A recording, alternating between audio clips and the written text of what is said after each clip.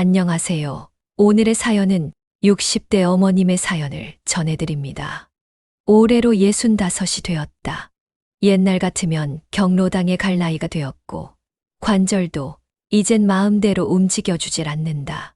하지만 그녀는 하루도 쉬지 않고 아들 내외의 손주를 돌보고 집안일까지 도맡아 하며 살아가고 있었다. 며느리 유라가 워킹맘이 된 이후 집안은 사실상 그녀의 손에 달려 있었다. 시댁에 들어와 산다는 이유 하나만으로 며느리는 한 발 뒤로 빠져 있었고 그런 며느리를 이순자는 섭섭해도 마음속에 담아두며 살아왔다. 그런데 올해 생일이 다가왔을 때 작지만 단단한 균열이 일어났다. 이순자는 별다른 기대는 하지 않았다.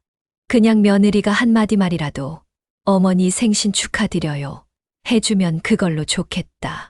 그런데 그날 아침 며느리는 아무 말 없이 출근 준비를 하며 식탁에 앉았다.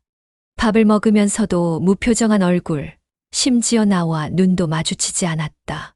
이순자는 조심스레 말을 꺼냈다. 오늘은 날씨가 좋네. 봄바람이 생일에 딱이야. 그러자 며느리는 시계를 보며 퉁명스럽게 말했다. 아, 오늘 생신이셨어요? 요즘 정신이 없어서 죄송해요, 어머니. 그 말뿐이었다. 케이크도 없었고 편지도 없었다. 점심을 지나고 저녁이 되었지만 며느리와 아들은 회사에서 늦는다 했고 손주들은 학교 끝나고 피곤하다며 방에 들어가 게임을 하고 있었다. 결국 이순자는 혼자 생일 저녁을 차려 먹었다. 그날 밤 이순자는 조용히 울었다. 하지만 눈물은 오래 가지 않았다. 그저 허탈하고 어딘가 무너져 내리는 느낌이었다. 그렇게 하루를 넘긴 이틀 뒤 그녀는 동네 마트에서 우연히 들은 이야기에 마음이 갈기갈기 찢어졌다.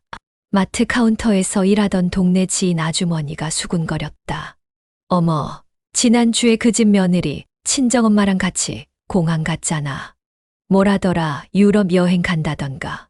그 순간 이순자의 귀가 멍해졌다. 공항이요. 유럽이요. 응응, 그 집 며느리가 친정엄마 유럽 보내드린다고 그러더라고. 친구들한테도 자랑하던데 효녀라고 난리야.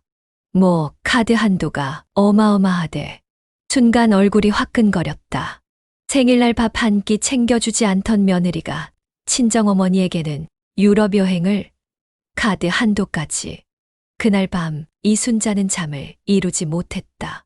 가슴 깊은 곳에서 올라오는 배신감, 분노, 슬픔이 뒤엉켰다. 자신이 너무 바보 같았다. 며느리를 위해 손주 뒷바라지, 집안일, 심지어 병원에 갈 시간도 미루며 희생했건만 돌아온 건 이 따위 취급이었다. 며칠 뒤 아들이 귀가한 저녁. 이순자는 조용히 물었다. 며느리는 요즘 바쁘다더니 어디 갔다 왔더라. 아들은 머뭇거리며 답했다. 아, 엄마 들으셨구나. 유라가 자기 엄마랑 유럽 다녀왔어요. 요즘 회사 일도 많고 그동안 못 챙겨드려서. 나는 아무 말 없이 고개를 끄덕였다. 그러다 문득 웃음이 나왔다. 쓴 웃음이었다. 그래, 며느리는 자기 엄마 챙기는 거지. 나는 그냥 여기 사는 사람이지. 아들은 아무 말도 못했다. 분위기가 싸늘해졌다. 며칠 후 이순자는 며느리와 단둘이 있는 자리에서 조용히 말했다. 며느라, 너희 친정어머니 여행 보내드렸다고 들었어. 잘했네. 효녀야. 아, 네. 어머니, 너무 죄송해요. 어머니 생신도 제가 깜빡하고. 아니야, 미안할 건 없어. 다만 나는 너희 손주 밥 해주고 학교 다녀오는 길 챙기고 김치 담가서 냉장고 채워놓고 남편 빨래, 널 다 챙겼는데 내가 그저 고용인처럼 느껴졌어. 그날 밥 한 숟가락 혼자 먹는데 눈물이 나더라. 유라는 아무 말도 하지 못했다. 그저 눈을 피하며 손톱을 만지작거릴 뿐이었다. 그러자 이순자는 단호한 목소리로 말했다. 앞으로는 너희 일, 너희가 해. 손주들 학교 마중도, 반찬 준비도, 청소도. 이제부터는 나도 나를 챙기고 살 거야. 그 말 이후 이순자는 더 이상 집안일을 하지 않았다. 주방도 멀리했다. 며느리는 처음엔 당황했지만 곧 불편한 기색을 드러냈다. 어머니, 도와주셔야죠. 저 출근해야 해요. 나도 내 인생이 있어. 넌 내 엄마한테 효도하면 돼. 나는 이제 나한테 효도할 거야. 그 말에 며느리는 아무 말도 하지 못했다. 이순자는 요가학원에 등록하고 도서관에 나가기 시작했다. 자신을 위해 처음으로 시간을 썼다. 아들은 혼란스러웠지만 그 또한 이내 깨달았다. 어머니의 삶이 얼마나 외롭고 무시당했는지를. 며느리는 점점 궁지에 몰렸다. 집안일, 아이들, 회사. 혼자서 다 감당해야 했다. 그러다 결국 시어머니가 돌아오자마자 며느리의 눈물 섞인 부탁이 이어졌다. 어머니, 저 진짜 잘못했어요. 제가 너무 생각이 없었어요. 다시 도와주시면 안 될까요? 그러나 나는 조용히 말했다. 며느라 미안하지만 이제 난 나를 먼저 챙길 거야. 도와줄 순 있지만 당연하게 생각하면 안 돼. 고마운 줄 알아야 해. 이 말에 며느리는 처음으로 울었다. 죄송하다고, 미안하다고, 정말 몰랐다고. 그제야 나는 작게 미소 지었다. 갈등은 여전히 남아 있었지만 적어도 이제는 시작이었다. 진짜 가족이 되기 위한. 이제야 내 인생 좀 살아보겠구나 싶었다. 허리도 아프고 무릎도 시큰거리지만 마음만은 여전히 청춘이다. 그래서 시작했다. 댄스 학원. 처음엔 그냥 관절도 풀 겸 가볍게 시작했는데 이게 또 사람을 살게 하더라. 매일같이 땀 흘리며 음악에 맞춰 몸을 움직이다 보면 내가 아직 살아있구나 싶고 내 삶도 나름 괜찮구나 싶었다. 그렇게 조금씩 행복을 느끼고 있었는데 어머니, 이번 주도 아이들 좀 봐주실 수 있으세요? 저희 둘 다 주말에 근무가 있어서요. 며느리에게 또 전화가 왔다. 처음엔 흔쾌히 도왔다. 애들도 예쁘고 나도 손주들 보며 기운 얻고 그랬다. 그런데 그게 일주일이 되고 한 달이 되고 반년이 되면서 점점 부담이 되기 시작했다. 근데 아가, 나 이번 주말엔 학원에서 공연 준비가 있어서 좀 힘들 것 같은데. 어머니, 저희 진짜 힘들어요. 엄마는 요즘 또 여행 가셔서 연락도 잘 안 되고 어머니밖에 없잖아요. 그 말, 어머니밖에 없다는 말. 처음엔 고맙게 들리던 그 말이 이제는 짐처럼 들리기 시작했다. 너의 친정엄마, 그래, 나도 안다. 동남아 갔다 오더니 이번엔 또 유럽 여행이래. 인스타그램엔 맛집, 명품 쇼핑 사진이 가득하고 손주 사진은 그림자도 안 보인다. 그런데 왜 애는 내가 봐야 하냐고. 나는 어머니가 아이 봐주시는 거 진짜 너무 감사하게 생각해요. 그런데 상황이 어쩔 수가 없잖아요. 우리 맞벌이잖아요. 요즘 애들 어린이집도 5시면 끝이고 어머니가 아니면 누가 봐줘요. 며느리 유라, 말은 잘해. 하지만 그 말에 진심이 담겨 있는 건지 그냥 책임을 나한테 떠넘기려는 건지 나는 갈수록 알 수가 없다. 댄스 학원에서 오랜만에 회식 자리가 생겼던 날도 그랬다. 어머니, 오늘 저녁도 부탁드릴게요. 갑자기 회의가 잡혀서요. 나는 어쩔 수 없이 학원 회식을 빠지고 아이를 봐줬다. 그날 내 친구들이 나 없이 웃으며 사진 찍은 걸 보고 눈물이 핑 돌았다. 요즘 왜 이렇게 연습 빠져요? 공연 나간다면서. 손주 돌보느라 좀 바빴어요. 나도 사람인데, 내 시간도 있는데, 내 삶도 있는데, 며느리는 늘 고맙다는 말을 하면서도 나의 삶에는 관심이 없다. 내가 뭘 좋아하고 뭘 하는지엔 전혀 관심이 없다. 그저 자기 일에 방해되지 않게 아이 봐주는 사람일 뿐이다. 그러던 어느 날, 학원에서 연습을 마치고 집에 오니 며느리가 와 있었다. 아이 둘을 데리고 말이다. 어머니 죄송한데 오늘부터 3일만 좀 맡아주세요. 갑자기 출장 잡혔어서. 며느라, 너네 친정엄마는? 아, 엄마는 지금 몰디브 갔어요. 10일 일정이라 연락도 안 돼요. 이제 더는 참을 수 없었다. 며느라, 나도 나 인생이 있어. 나도 하고 싶은 게 있다고. 이젠 내 엄마처럼 나도 나한테 시간 좀 쓰고 싶어. 손주들이야 예쁘지만 나도 내 인생 살고 싶어. 유라는 조금 당황한 표정이었다. 어머니, 저희 진짜 힘든 거 아시잖아요. 저희도 어떻게든 해보려고 하는데 어머니밖에 없어요. 또 그 말이다. 어머니밖에 없다. 내가 그 말을 듣고 얼마나 힘들어했는지 며느리는 모른다. 친정엄마는 해외에서 명품 사오면서 손주 얼굴도 안 보지만 나는 학원 한 번 빠지면 죄책감에 시달린다. 이건 아니다 싶었다. 나는 결심했다. 이젠 내 삶을 살기로. 아이를 돌보는 걸 완전히 거절하진 않았지만 최소한의 선을 긋기로 했다. 며느라, 내가 아이들 보지 않겠다는 건 아니야. 하지만 나도 내 삶이 있어. 댄스 학원 수업 있는 날, 공연 준비 기간, 그런 날은 안 되는 거야. 내가 엄마라고 그 책임을 나한테만 떠넘기면 안 돼. 나도 엄마였어. 그리고 지금은 나도 나를 돌봐야 해. 며느리는 조금 울먹였다. 어머니 죄송해요. 저도 너무 지쳐서 그랬어요. 어머니가 늘 도와줘서 당연한 줄 알았어요. 나는 그 말에 조금 마음이 누그러졌다. 하지만 아직 갈 길이 멀다. 며느리는 이제야 조금씩 이해하려 하는 걸까? 아니면 또 다른 책임을 돌릴 방법을 찾고 있는 걸까? 나는 알 수 없지만 하나는 분명하다. 이제 나는 나의 삶을 절대로 포기하지 않을 것이다. 내가 하고 싶은 걸 하며 내가 좋아하는 사람들과 어울리며 나 자신으로 살아갈 것이다. 그게 나 이순자의 두 번째 인생의 시작이다. 그리고 갈등은 아직 끝나지 않았다. 그날도 여느 때처럼 이순자는 이른 아침부터 일어났다. 눈을 뜨면 한숨이 먼저 나왔다. 오늘도 또 시작이네. 댄스 학원을 다니면서 잠시 삶의 활력을 찾았던 시기 분명히 있었다. 그 시절엔 거울 앞에서 음악에 몸을 맡기며 젊은 시절을 떠올릴 수 있었고 그게 얼마나 소중한 시간인지 매일 실감했다. 하지만 그 행복은 오래가지 않았다. 며느리는 여전히 직장에 다닌다며 두 아이를 맡기고 있다. 하루는 아침 8시도 되기 전에 전화가 왔다. 어머님, 죄송해요. 오늘 급한 회의가 생겨서요. 아이들 좀 부탁드릴게요.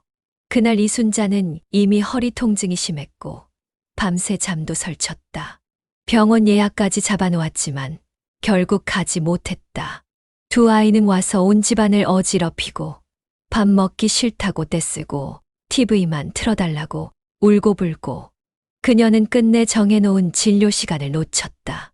며느리에게 말해봤다. 며느라 요즘 몸이 안 좋아서 하루쯤은 애들 안 맡으면 좋겠어. 병원도 좀 다니고 싶고 하지만 돌아온 답은 너무나도 익숙한 핑계였다. 저도 지금 너무 바쁘고요. 친정엄마는 또 여행 가셨어요. 이번엔 유럽이라네요. 다음 달엔 제주도 간다 하시고요. 도와주실 분이 없어요. 나는 더는 아무 말도 못했다. 무언의 침묵 속에서 허공을 응시하다 한숨만 뱉었다. 며느리의 친정엄마가 손주들을 본 적은 단 한 번도 없었다. 그저 SNS에 올리는 여행 사진 속에서 늘 웃고 있었다. 분홍색 트렌치코트, 와인잔, 에펠탑, 그리고 생일상. 나는 며느리의 SNS 계정을 몰래 본 적 있다. 우연히 알게 된 방법이었지만 보고 나서는 너무 마음이 상해 몇 날 며칠을 알았다. 자신의 생일에는 문자 한 통 없던 며느리가 친정엄마 생일에는 정성스럽게 식당 예약을 하고 케이크에 꽃다발, 그리고 작은 글귀. 사랑하는 우리 엄마, 언제나 젊고 당당하게 살아줘서 고마워요. 곧 모녀 유럽 여행. 그 글을 본 순간 나는 핸드폰을 탁 내려놨다. 말로 표현할 수 없는 감정이 솟구쳐 올라왔다. 서운함, 허탈함, 분노, 모멸감, 그 모든 감정이 한꺼번에 밀려왔다. 그날 밤 이순자는 깊은 잠을 자지 못했다. 생각은 꼬리를 물고 이어졌다. 내가 뭘 그렇게 잘못했나? 며느리에게 뭐가 부족했나.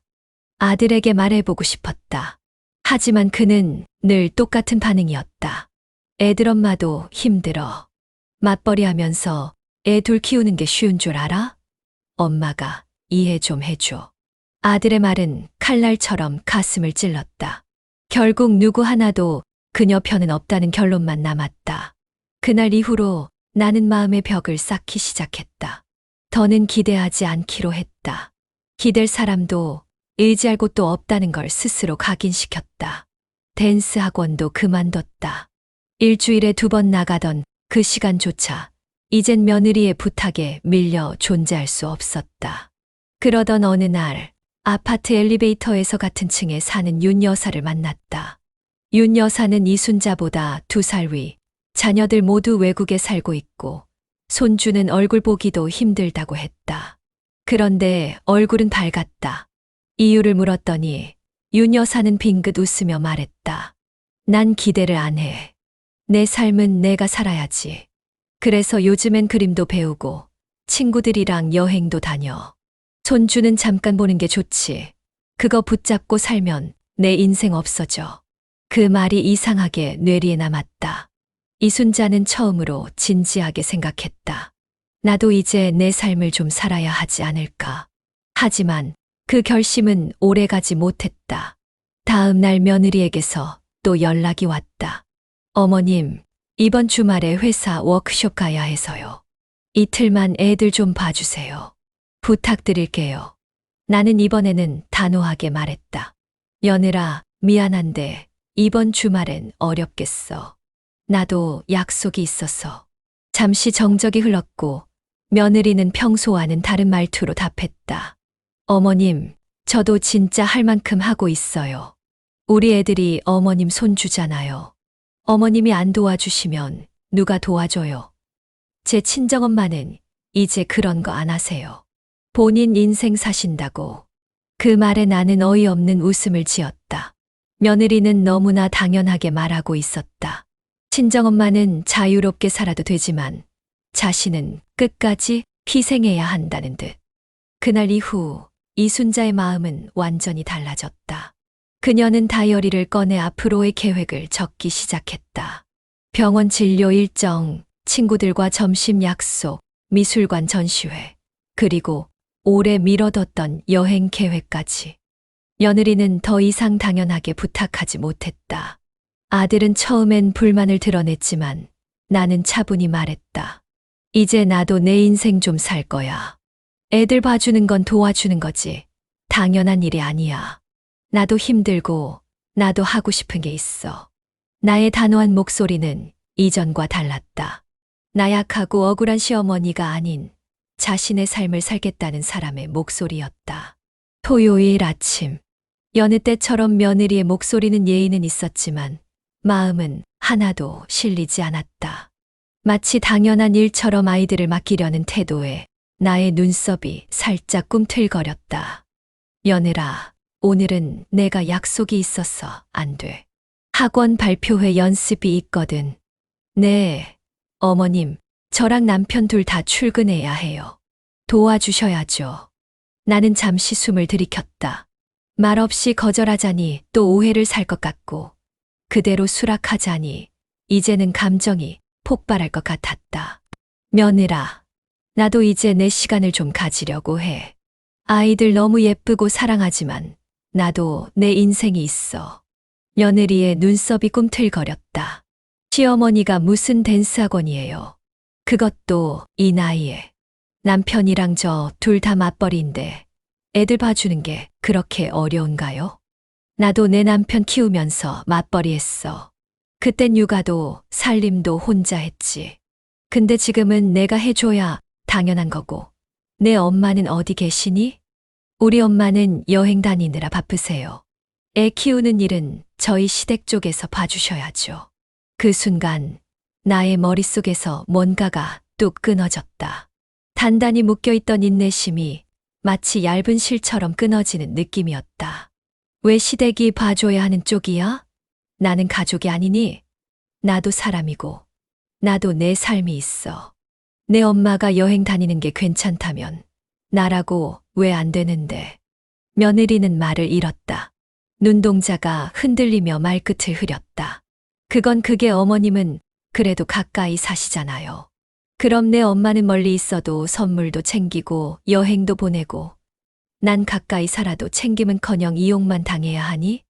분위기가 한껏 싸늘해졌다. 나는 더 이상 할 말이 없다는 듯 등을 돌리고 방으로 들어갔다. 뒤에 남겨진 며느리는 주먹을 꼭 쥐며 휴대폰을 꺼내 누군가에게 전화를 걸었다. 여보, 어머님이 애들 못 봐주신대. 지금 정말 말도 안 돼. 우리 어떻게 해?